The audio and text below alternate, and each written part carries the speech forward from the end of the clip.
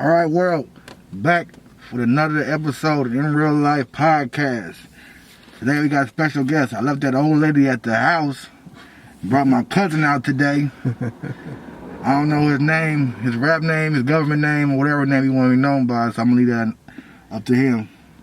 I'm just Ty. We're just going to go by Ty today. Ty, okay. Yes, sir. Today we're going to talk about fucking 90s rap. When motherfuckers started listening to rap in the 90s. 90s rap. Oh, also, in spirit of 90s rap, I would like to say rest in peace to MF Doom. One of the best underground lyricists ever. So, let's go.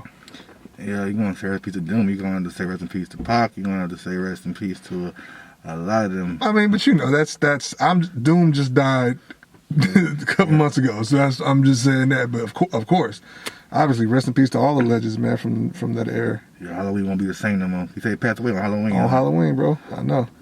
Crazy. Yeah, he was crazy. The mask, metal face Doom. But yeah. All right. What you want to talk about, bro? So what year you started listening to rap, like in the 90s? Shit, I was listening to rap in the 80s, bro. But, I mean, I guess I really heavily got into it in the 90s.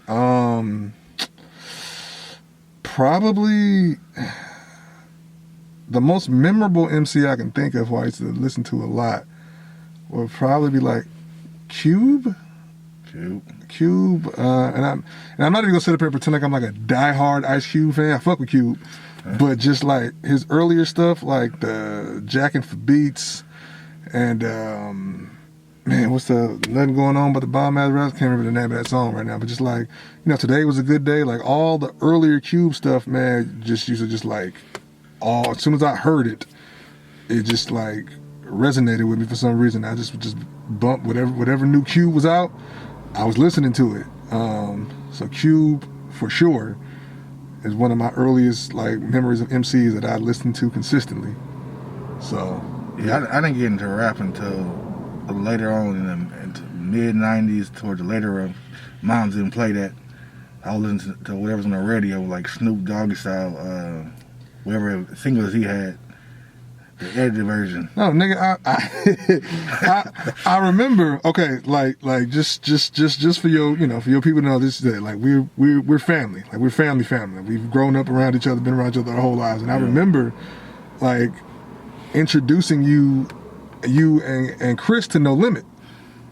Remember y'all niggas came out, and nigga, I was when I first got like Mystical's album, I think. Yeah, well, you know, shit, you put me on. Yeah. I think that's when I first got that Mystical album, and that was it. Like, you niggas like, what is this? And I was like, it's that new Mystical. And then nigga, and from then on out, y'all niggas started buying more No Limit albums than I had. Like, nigga, every time I saw y'all, nigga, y'all had a new No Limit tape. Yeah, because we had moms censored us, and we had listened to what she had to. We was all listening to Crisscross Jump, and two boys walking around the house singing "Shoot" by Salt and Pepper, because that's what we had to like. I'm not supposed to know all the lyrics to "Shoot," but I do because of my mom. Yeah. I mean, but that's how it is. See, my mom's, man, she listened. I mean, don't get me wrong, she listened to all the clean version, but she listened to everything. I mean, yeah, she preferred the clean version, but she didn't care too much. But I mean, she had everything playing throughout the house. Like, you know, if it had a good beat, mom didn't mind listening to it. And if she couldn't find a clean version, she would still listen to it. So I mean, she had no problem. And then plus, you know, I was around. I had older cousins living there in my house. So like Rail and Truck, like Rail, Truck, Shay, like, you know, like they was bumping. You know, they introduced me to East Coast hip hop, so they was bumping EPMD, Beastie Boys, LL. like LL, Redman, like they was listening to all of that. So I got introduced through them. So like I said, my cousin was bumping all the explicit music in the house, so it was only a matter of time for it. You know, once I got old enough to kind of go to a tape store myself or go to a record store and buy my own shit, then of course, yeah, I'm like hopping all explicit shit. Yeah. My mom tried it because she wanted me to watch the Salt and Pepper, and she tried to do it with the Brat, and she got rude awakening when the edit version was so funkified, and she bought the tape. Yeah. And the explicit said so fucking funkified. Fucking She funkified. said, give it to your uncle. You don't listen to this shit no more. So I said, all right. Oh, okay, let me ask you this. What was the first album you bought? You remember? I don't even remember the first. I think first album I bought probably was a Mystical album. Or, I can remember my collection, like far as my money wise, I had my own money. I think the first album I bought was DMX, Flesh My Flesh. Okay. I think the first album that I actually spent my own money on was Biggie, Life After Death. You know, That was the first month. That was the first thing I can remember going to a store, and that was a double disc, so that shit was like $25 fucking. Yeah. Yeah. I learned a lot of music from you, but I got a lot of music. Shout out Tower Records. Tower Records put me on to a lot of music because I know if I can take that shit back.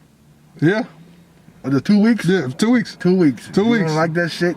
Take 2 it back. weeks. We used to do that shit like a motherfucker. We would go get an album, bump it tough, nonstop for a week. Yeah. And after that week, if we didn't fuck with it, we go take it back and we get something else. And most of the time we took that shit back. Most of the time. Most of the time we took it I back. took the little Kim back, got too short. That Kim album was trash. I remember that. I ended up taking my copy back too. That was at La Bella Mafia, I think. Yep. Yeah. Yep. That's what that was. Yep. Oh no, for me, no. I'm thinking of Hardcore? No, not hardcore. Notorious Kim. Notorious K.I.M. I think it was that one that I took back. Oh, okay. Because that album was, I wasn't feeling it. I mean, it had about like 3-4 songs on it that was cool, but overall, like, yeah, I can't keep this shit. Yeah, So I dumped when that. 90 rap, that No Limit shit you put me on, I was a big Mystical fan. I wasn't really a No Limit fan. I was a No Limit fan. No. The thing was, but I was more a Mystical Yeah, fan. because I remember all the albums, like, nigga, you'd be like, oh, it's got a song featuring Mystical? I'm gonna buy that whole album just to hear that one song if you had a featuring code- Mystical. Yeah, because I bought the fucking Prime Suspects. I remember that. I fucking bought the Prime Suspect album, and Didn't one of y'all have the Gambino Family album too? Was it Chris that bought that it one? had Mystical on it. I'm about to say, yeah. Like these niggas bought Cain and Abel, nigga, Mr. Servon, like, nigga, whenever y'all saw featuring Mystical, nigga, y'all bumped it. Yeah. Which was damn near every album, because P knew that was his hottest artist, nigga, so he put that nigga on everybody's album. Yeah. Smart move. That was there was a lot of albums. That Servon, I don't know why that. And then Prime Suspects. The one of the best No Limit albums to me was See Murder, the first one. I ain't gonna lie to you, bro. Outside of Mystical's Unpredictable, See Murder's album is the best album on No Limit. That Life or Death? Yeah. I that is the best album on No Limit. Did you ever go outside. back and listen to the ad libs on I've Kicked Though? Yes. And you hear P screaming through the whole Yes. thing? Huh, nigga, what? Huh, nigga, what? Yes. Throughout the whole thing. Yes. And he's not even on the song. No. But he screamed through UGK's bars, through C Murder's bar. Like, he is ad-libbing everybody for no reason. But the best No Limit, I would say, compilation album of all time was Silk Church of the Game. That's a compilation album for sure. I don't count that as That's a compilation album for sure. Because he could not hold an album by himself. Let's be honest here, man. That album had somebody on every song essentially, and but it worked because the album was pretty good. And shout out to Silk for being like one of the first niggas to work with Destiny's Child. Remember, he had his first single was a nigga before anybody knew who they was. That people always talking about. You're a hustler. Like, nigga, that's Beyonce on there singing that, nigga. Oh, I didn't even know that. Yeah, nigga. I was about to say some no type of shit. No, bro. That's Beyonce on there, bro. Oh, Beyonce was hood back then? And then she from Houston, Texas, nigga. She did a song with the Ghetto Boys. Remember that Gangsta, Put Me Down. That shit. That was Beyonce on that hook too. Oh shit, I didn't even know that. Yeah. Go. They got videos for both of those songs, and Destiny's Child is in both of those videos, bro. Go to YouTube, look that up. That shit. Yeah, Destiny's Child was with the shit. They was fucking with a lot of hardcore hip hop niggas, man. Before they went pop and blew up, but they put their dues in. Shit, remember they came and performed in West Oakland before they got popping at Mac. Oh shit. Yeah, like on everything, nigga. It was them and Jagged Edge, nigga, came back before anybody knew who they was, nigga. They came to Mac, to the gymnasium, nigga, and performed. back in the mid '90s, bro. That was like when Summer Jam hit, huh? Yeah, bruh. But that's what I'm saying. Like they didn't really. This was before. I think this was right when No No No first dropped, and it wasn't really. You know what I mean? Like nobody really knew what it was. They were just like, oh shit, it's some girls with a song with Wyclef. That's what it was. Nobody knew who they was. You know, they had to make their rounds, get their name out, get the promo out, and yeah, they came and performed at Mac. Yeah, the '90s hip hop and shit, bro. That shit. We both West Coast people, but I don't think we really fuck with the West Coast like that. Yeah, I was gonna get my next point. Yeah, like we are both from the Bay, born and raised, but yeah, we mostly listen to Southern and East Coast hip hop, and you know, it was something. A couple of Bay people like 3 times, and then Messy Marv in that San Quentin Explosive Mode CD. Yeah, oh yeah, which is a classic. Which is a classic. You got to throw in E40, but that's everybody knew about E40. But you know what it is for me, bro, is I just don't think, because you know the Bay Area, man, prior to the hyphy movement, like our primary music genre was mob music. Yeah. So it was all about mobbing, mob type shit. Well, and that shit just, I fuck with that music to a certain degree, but I could never resonate with it. Cause you know, I'm a nerd, square, whatever you want to call it. But I could never really just like be like, all right, nigga, yeah, like this shit, like, you know what I mean? Like I can just bump this shit all day, and cause it just never, I didn't live that lifestyle, so it never really got me like that. I mean, you know, some of it was cool, but overall, it just wasn't me. And that's how I started to relate to it more towards my first CD I bought, and no one was DMX, Push My Flesh, because all that shit he was talking about, then it had nothing to do with no mobbing. Yeah. Slipping, got nothing to do with no mobbing. Yeah. Everybody slipping and falling, everybody can relate to that motherfucker song. Yeah. I mean, a lot of shit with the East Coast rappers, man, is what you know, they content, and not to say they better, or you know what I'm saying, than whatever, kind of just, it's what resonates with me, what hits me. Like when Nas made If I Ruled the World. Yeah. Like that shit, nigga, instantly. As soon as I heard that shit, first nigga off the Friends sample, like was already just hit me. But nigga, just the fact that nigga, like this nigga's really talking about, all right, nigga, if I ruled the world, if I could do this, if I could do that, it's like that type of shit more so about having an imagination, which is what I've always had, a huge imagination, like that type of shit. If you was on some shit like that, which a lot of New York MCs were, like them niggas like Big E, they tell all these like fantasy type stories and shit, bro, about what if and all these shit, and like that shit hit. But then you got, on the other side, you got niggas like X, which is like, nigga, this is like hardcore motivation, get it out the mud. Like, nigga, you can be anything you want to be. Like, look at me, nigga, I done did this, and this, and there. Here I am here. And, you know, on that storytelling rap. Yeah, storytelling. That's what it is. Storytelling. and not to say that Bay niggas can't storytell, because we know that's true. Because E40 done made some, nigga, my favorite storytelling songs. Some things will never change. Just the way it is. I'm saying him and Short. Yeah. I mean, shit, man, and you know, Short was nasty, so of course, parents didn't want us to fuck with that. Man, when I first heard Freaky Tales for the first time, dog, I started that shit over so many fucking times. Cause I was like, this nigga is really just got, nigga, a whole song, nigga, with stories about, nigga, just random bras and fucking, like I said, it was the storytelling element of it all. It wasn't even about the content. She was like, the nigga told the story so well, I was like, nigga, let me run that back. I've always been into storytelling rap, and I think that's why we gravitate. You know, the good storyteller rapper, when he first started, and nobody really gave him that much credit, was Exhibit.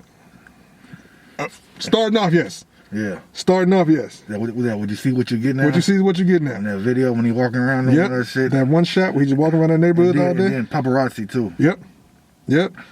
You know who else was a great storyteller? Alcoholic and doing all this shit. Yeah, oh God. He became an alcoholic and started fixing people's cars and shit, nigga, and changed the fuck up. Yeah. But you know who else don't get enough storytelling credit, bro? Yuck Mouth. Yes. Like, I mean, Yuck Mouth is, everybody knows Yuck Mouth from I Got Five on It, which is, nigga, one of the most famous rap songs ever. But that nigga's storytelling ability, yes, like, was just outer worldly. Like the album, what's it called? Thugged Out. Thugged The Out. Appalachian. Yeah. And that song, you want to know Yuck Mouth, listen to You Love to Hate. Yep. You want to know Yuck Mouth, You Love to Hate. You love to hate. Like that's he had that, he had Revelations, he had a few Ballers Feud. Baller Feud. I might just because I think Ballers Feud, if you go back, Ballers Feud was his beef with him and Too Short. Like that verse is about him and Too Short. He had beef with everybody though. Yeah, he did. Too Short and Master P. He had Too Short, Master P, and I think Rappin' Forte he was beefing with at the time. I think he was beefing with Drew Down for a minute. No, him and Drew was cool. Oh, okay. I mean, that was his connection with the other niggas, kind of why he was like, only reason I'm not going as hard at y'all as I should be is because, like, we all fuck with Drew. Yeah. Cause like on Killers on the Payroll, niggas talking about Forte, like, you know who? That nigga got a perm like Drew, burnt like two. Remember when he performed for you? That nigga, yeah. No, he fuck with Drew. That nigga just didn't fuck with the other niggas, but. Even still though, man, like storytelling rap in the 90s, man, that shit was big. I think that was what people considered the downfall once it went over into the 2000s, is that because people lost the art of storytelling, and that was just something that just wasn't big. Like Outkast, I mean, them niggas literally had a song called Art of Storytelling. Them niggas is fantastic motherfucking storytellers. Oh, that verse on Elevators, Andre 3000 is like, that verse, bro. Somebody's beat, nigga, we neck to neck, and I'll get my check. Bro, that Elevators verse, bro, that shit changed my life. Like, I'm not even gonna lie to you. Like, that was one of the first times that I heard a song and really was like, yo, this is how you fucking tell a story. From the beginning, like, nigga, we on the MARTA, and nigga, we on the train, like, nigga, we in the basement, nigga, trying to write these raps. Then to the point where, all right, nigga, I'm getting money now, sorta. But now niggas think I'm richer than what I am, and it's like, nah, nigga, I'm still on my journey, and you just gotta like give me some space so I can still keep going. Like, just that whole sequence of how. That's why 3 Stacks. I don't give a fuck what people say, nigga. He ain't never came out with a solo album, so I don't give a fuck. That's why nigga's one of the best lyricists ever. Because even back then, from 90, what was that, 95, 96 or whatever, till now, yeah, that nigga, his lyricism and his storytelling ability has always been A1. Yep, sure has. So, but I mean, yeah, but the 90s, man, that was the best era of hip hop, man. Whether people want to believe it or not, or people don't care. I know, people like y'all niggas is old. That's why y'all saying that. But it's like you just had so much to choose from. Like it was just you didn't you know. Right now it's like, and everybody sound different. Yeah. You got Rough Riders that sound different. Locks sound different. Dragon sound different. Everybody in everybody's camp would sound different. As opposed to just being like, you know, everybody sound the fucking same, and then you just got to pick which group, which faction you like the most based off popularity. But it's like, nah, like you said, everybody in Rough Riders sounded different. Everybody in fucking Rockefeller sounded different. Yeah. Jay didn't sound like Beans. He didn't sound like me. I mean, you know what I mean? Like it's just everybody sounded fucking different. And then you can go to Death Row. Pac didn't sound like Snoop. Snoop didn't sound like Pac. Dog Pound didn't sound like like, you know what I mean? Like everybody had their own lane and they made it work. And that was like the beauty of 90s shit, man, is that you had all of that. Bad Boy. Big didn't sound like Mace, who didn't sound like Locks when they were the owner at the time. Like, you know what I mean? Like everybody had their own lane, man, and made their own moves. So, and it just made for like a beautiful era. I mean, unfortunately, niggas just didn't understand the business back then, so they let like petty beefs kind of fuck up shit. Yeah, back then you get talked about if you sound like somebody. Yeah. Cause they even on that when Shine came out. Oh man. And it was like, oh, this nigga sounded like, even though that song was a hit with Barry. Yeah. Bad Boy. Bad Boy, the song. Yeah. That song was a bona fide hit, but I mean, but at the end of the day, it's like, nigga, you sound like Biggie, nigga, so go fuck yourself. Yeah. That's what it was. It's like you biting was like not. It was frowned upon in the 90s. Not acceptable at all. At all. I said the only reason he really got away with it is because Big was dead. Yeah. So like people was kind of looking like just like, all right, nigga, whatever we can kind of hold on to big memory with, we'll accept it, but we don't like it. Yeah. But nigga, if Big was alive, he was rapping like that. Like I mean that shit when Lil Zane came out and he was like, people say I look like Pac. I say take it as a good thing. And like, nah, bro, we telling you, man, you sound like somebody else. Yeah, they like, bro, get your own shit, get your own wave. Yeah, yeah. Well, now it's like niggas, you literally hear everybody's trying to sound like Migos or in that kind of lane or some shit like that, man. It's like, and it's just cool. Everybody just accepts it. It's like, it ain't no problem. It just is what it is. Back then, like, nah, nigga, you gotta sound original. You gotta sound like yourself. Like, them niggas was beefing over that shit. Cause nigga, Biggie and Raekwon was beefing at one point cause motherfuckers like, hey, y'all sound like. And so they started beefing with each other over that. Cause they was like, oh, that nigga, he sound like me. The other nigga like, no, he sound like me. And it's like, no, I mean, you know, they was on their own hype. They just happened to kind of just, you know, rap about the same shit to a certain degree. But yeah, that caused like a real rift between them niggas over that, over like niggas sounding like me. Where now it's like, that shit just cool. Like, hey, listen to it now. I don't know. I kind of probably unpopular opinion right now. What up? I don't feel like that Fuji's album should be at the top where it is now. And I am going to totally agree with you because I felt like that back then when it dropped, nigga. Because now the people was like, that's one of the best hip hop albums of all time.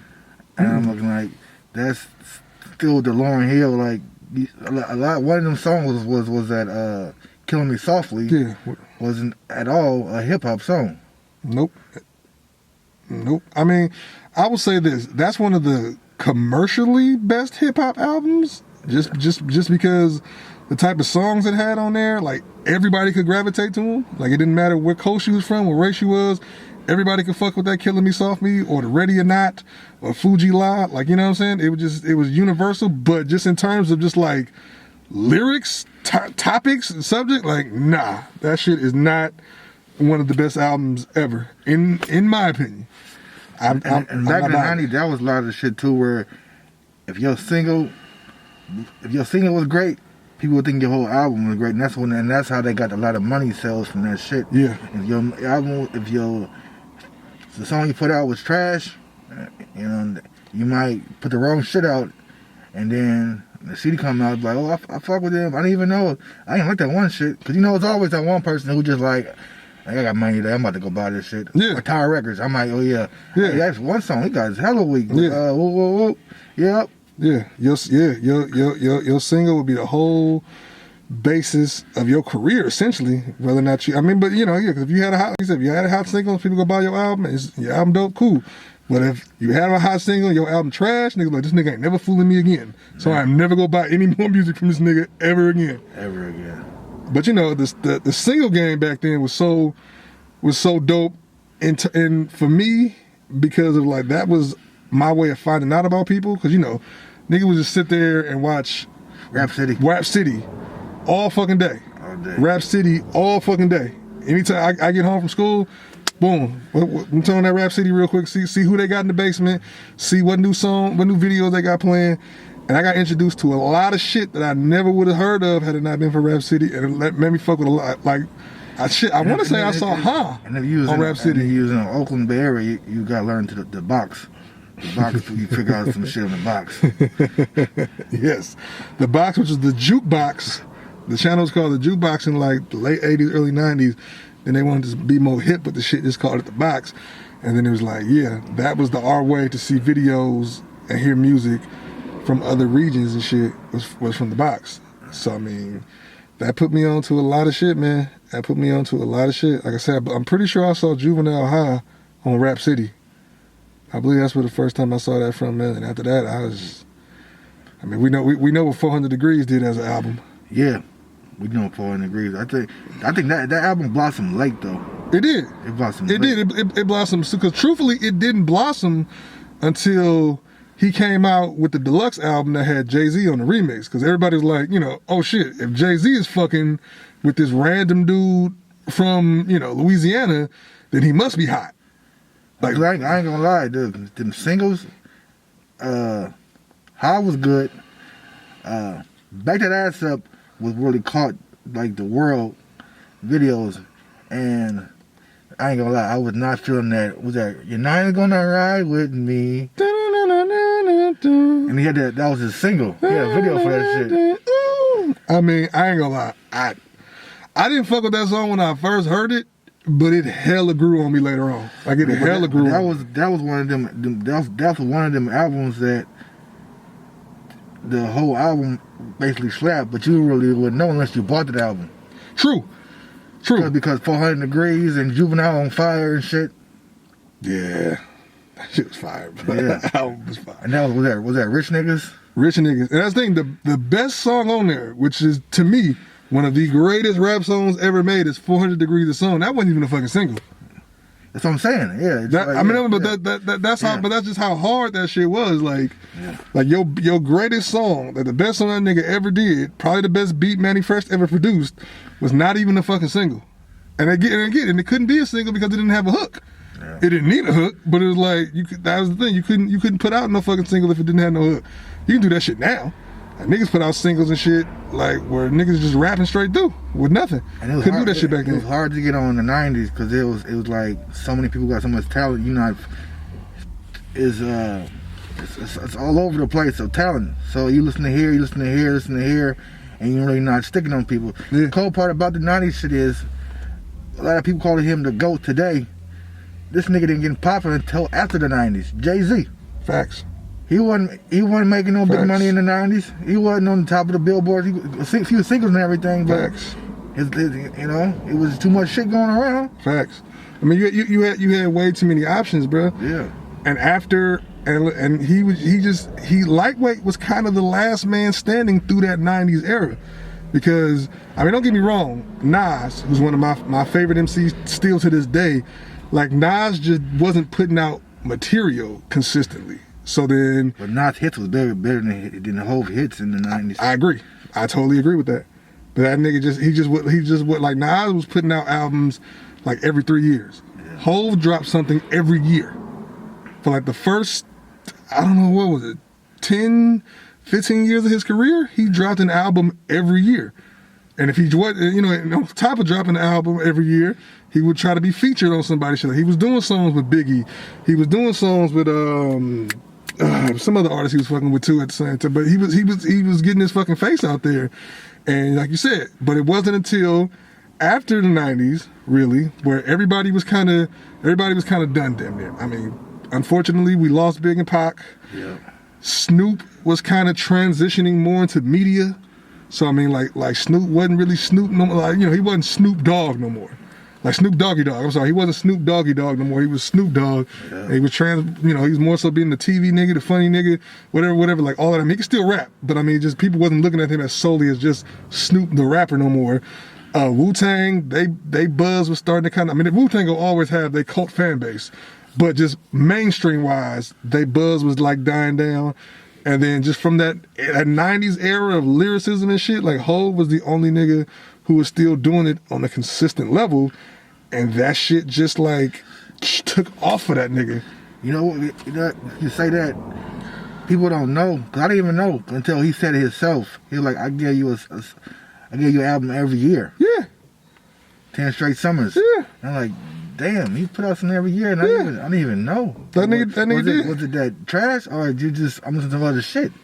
It was just, but that's the thing, bro. It was just so much shit to listen to. Like, no, we was fucking with that nigga albums. Yeah. I mean, don't get me wrong, every one of his albums wasn't a hit, so I'm not gonna lie to you.